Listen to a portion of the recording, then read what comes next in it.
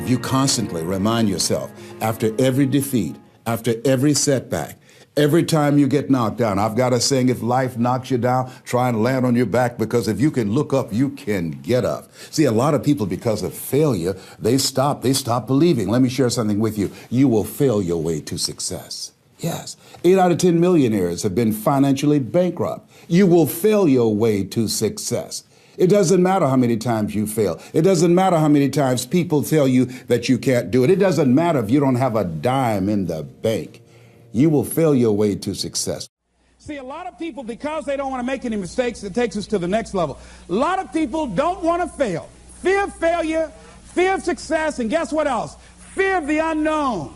I saw a guy last week, came up to visit me, haven't seen him for years. Bob Boyd from Columbus, Ohio. Bob Boyd introduced me to motivational tapes, introduced me to a lot of motivational speakers and positive thinking, and a multi-level marketing company at that time called Bestline Products had an inspirational leader named Bill Bailey. Jim Rohn was in that as well. And so Bob Boyd, that folded. But here's what about Bob Boyd, why I was interested in seeing Bob last week that drove up from Columbus. Bob Boyd, that I know has been involved, personally I know, and I've been involved in business deals with him. Bob has had at least 30 failures that I know. 30 business failures since I've known him, since 1972. Incredible. So I wanted to hear this deal that Bob was bringing me. Les, I've got to talk to you. So he came in the traditional Bob Boyd fashion. Hello, Les, how you doing? I said, fine, Bob. I wanted to know if Bob had lost in his fire, steam, had life beaten his dream out of him. Bob said, Les Brown, I've got a deal. You know, you get exposure to a lot of people. Man, I've got a deal. I'm thinking, does he want me to join Amway? What is this? Man, I've got something going. Man, this thing, man, Les, it's a money machine. I said, tell me about it, Bob. But here's what was going on in my mind. Bob didn't mention anything about all the losses, deals we'd lost some money on. It never came up in conversation. It was like, this is the first deal he ever brought me. I said, what courage? You know what Winston Churchill said? You know what Winston Churchill said about courage, Pat? He said, courage is the ability to go from failure to failure without losing enthusiasm.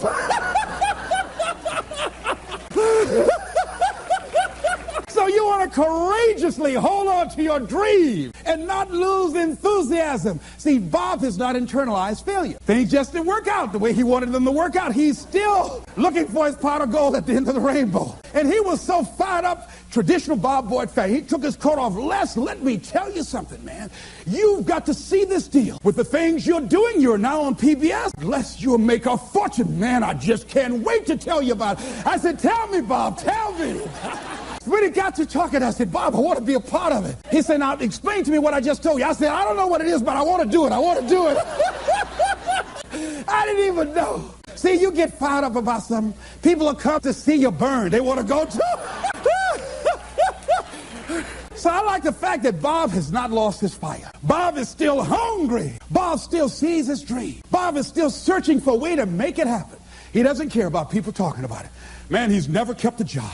Guys had 15 or 20 different jobs, all these business deals. Bob has turned a deaf ear to that. A guy in Los Angeles, all over the front page of the newspaper, he just passed the bar after taking it 48 times.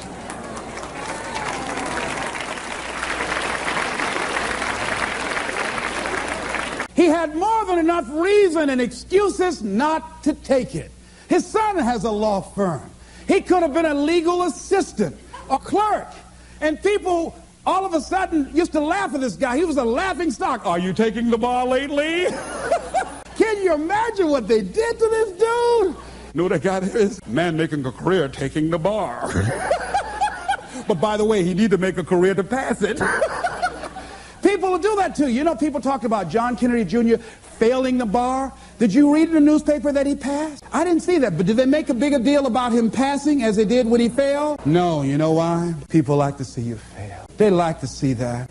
People are like that. I don't know why it's set up like that. I was on the expressway, traffic was jammed up. You know what was happening? It was an accident. But people pull over to the side to get out of their car to go look, to see somebody else's suffering. That's why talk shows are so popular. So people like to hear other people's misery, get it caught up in that. Then they go magnify it in their own lives because that's all they focus on. I better not catch you going to any accidents, see?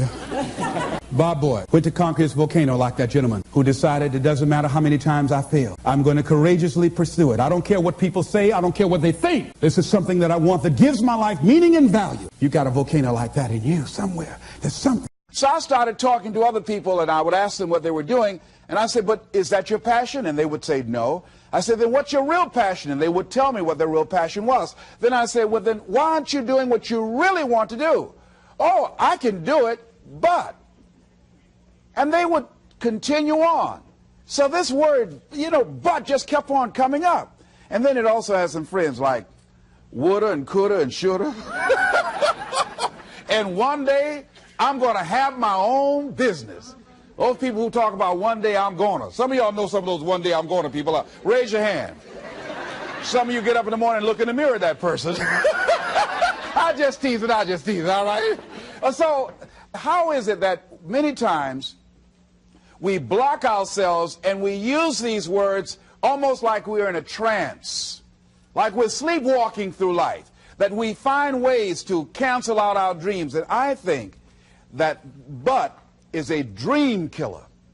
That a lot of things that we want to do, a lot of places we would like to go, a lot of things we would like to experience, and we just stop at but, and we build a case. In fact, I was reading something the other day that talked about but. It says but is an argument for our limitations, and when we argue for our limitations, we get to keep them. See, but will cause you to procrastinate, but will cause you to hide out behind fear, but will cause you to come up with all type of excuses that you can validate your inaction and not acting on your dream. And right now, more than ever, people need to look for ways to live their dream. People need to look for ways to make it on their own. There is no such thing as job security.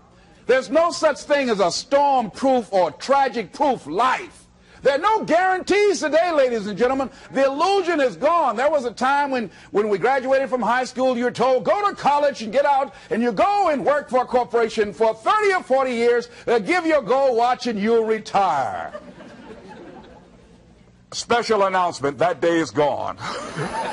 That day is gone, never to return again. So instead of people living in fear, feeling stressed out, feeling powerless, feeling like victims, I think it should be a time that we need to begin to look at ways that we can become an active force in our own lives. Look at ways when we can decide to take charge of our own destiny. Look at ways when we can decide to design a life of substance and begin to truly live our dreams. And it's time for people to decide, I'm ready to get on with my life. Shake somebody's hand on your right and left. A guy named Bob May said, don't let nobody turn you around. Do that right quick.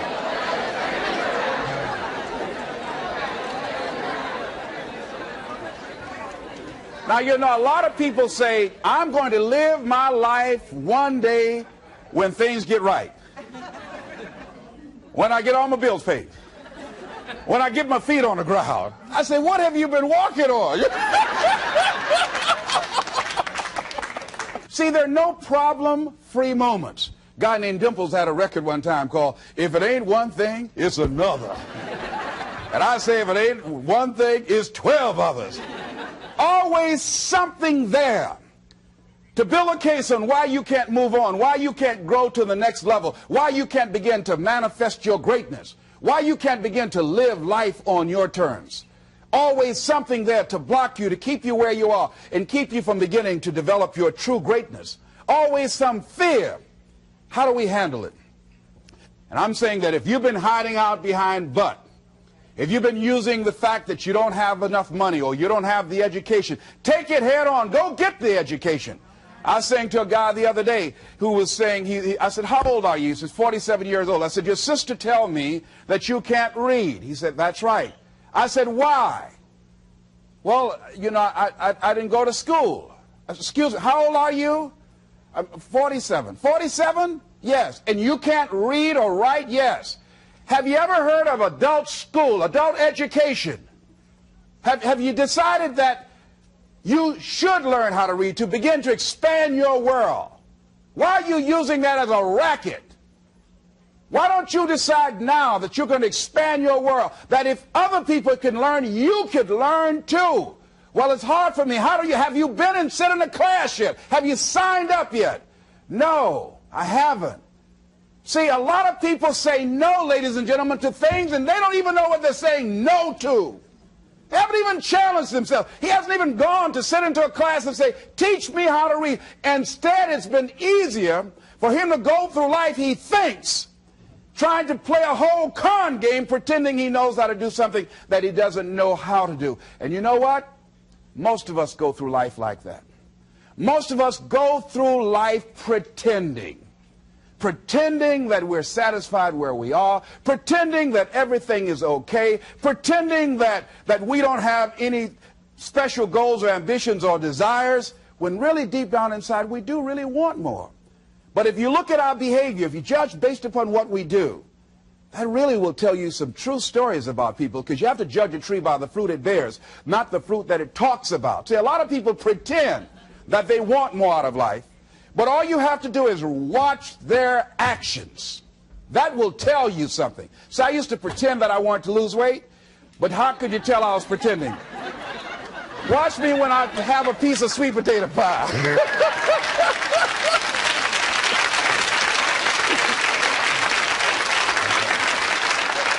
Let me get within walking distance of some peanuts, some potato chips. See, I was pretending that I really wanted to lose weight. No, all you do is watch what I eat. I tell you what I'm seriously committed to. People will tell you, oh yeah, one day I want to have a restaurant. See, they're pretending they want to go into business for themselves. They're not serious. How can you tell, Les? Watch their actions. Watch what they're doing. The proof is in the pudding. So if you want to do something, if you've thought about something you want to do, take it head on. Decide that you're going to start looking at it, start doing research on it, start tackling it, start becoming involved in whatever and wherever it might lead you, to begin to explore the possibilities in that particular thing that you're seeking, so that you can begin to learn all you can about it. Decide that you're going to face it, that whatever shortcomings you have, that you're going to strengthen yourself there. Whatever training that's required, that you're going to go get that training, that you're going to get started right now. George Washington Carver would say, do what you can where you are with what you have and never be satisfied. S.B. Fuller used to say, and you heard Joe Dudley talk about, always strive to be more than that which you are. Yeah, don't get satisfied with yourself. Always know that wherever you are, you can enjoy more, that you deserve more. But most people, you know what they do? Most people go through life quietly and safely, tiptoeing to an early grave. Find out what it is you want and go after it as if your life depends on it. Why? Because it does. People that have found their passion, people that found the things that they love, people that have found the things that they can pour their lives into, those people live longer. I was in New York and I had to do a seminar at a special church, and a guy by the name of Reverend Johnny Youngblood. And I said, how is it that you were able to build this big housing facility and got all of the various community and religious groups together to have this dwelling for 2,000 residents that were once homeless? How were you able to take on this responsibility? Wasn't it overwhelming? He said, the kind of work I do, he said, it's in me. I've got to live what's in me. And I think that's everybody's desire in life. You've got to live what's in you. Life is just too short and unpredictable. But what do we say? But there'll always be tomorrow. Oh, no. There's no guarantees you're going to show up tomorrow. There are a lot of people who were here yesterday that they're not here today. There are a lot of opportunities that were around yesterday. They're not here today. Oh, you can wait, but you know what Abraham Lincoln said? Well, good things might come to those who wait, but only the things that have been left over by those who hustle.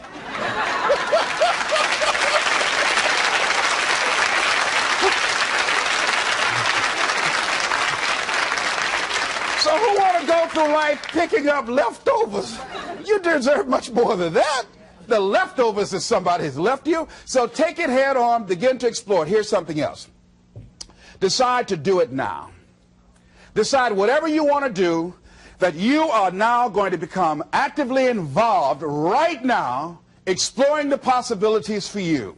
that you're going to look at it and do just a little bit of it right now. When I decided to become a speaker, I didn't just quit my job and just ran out and say, I'm a motivational speaker. No.